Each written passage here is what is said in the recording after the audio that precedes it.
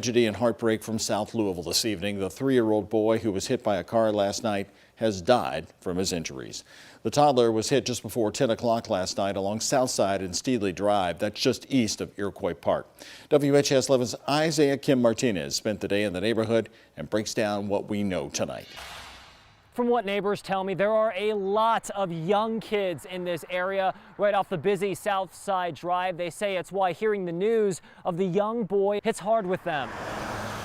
There remains plenty of questions after a collision leads to a 3-year-old's death in the South Side neighborhood of Louisville. Police saying early indicators had suggested it was a hit and run. Then on Wednesday morning, LMPD now saying the driver did eventually return to the scene and cooperated with investigators. Either way, neighbors tell me they're heartbroken for the family of the young boy. I heard what happened is tragic, you know. In an update late Wednesday afternoon, police say the young boy died at the hospital. Earlier, LMPD told us he was in serious condition for hours after they say a driver struck him with their car late Tuesday night at Southside and Steedley Drive. Homes lined the streets there. Off camera, one family living along the road told me they came out minutes after the incident and immediately ran to put cones around the boy as they waited for police to arrive. We also spoke with neighbor Isara Zainula.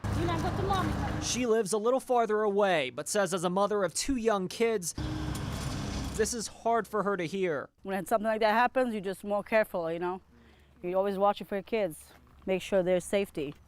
That's the #1 rule for parents. Kentucky State Police data shows so far this year 17 collisions along Southside Drive in 2022. 10 injuries, no deaths until now. And there's times where they do speed, you know. Meanwhile, we followed up with LMPD asking how long it took the driver to return and if that constitutes failure to render aid. They say they can't give those details out and tell us the county attorney's office will ultimately decide whether charges will be filed. In Louisville, Isaiah Kim Martinez, WHAS 11 on your side.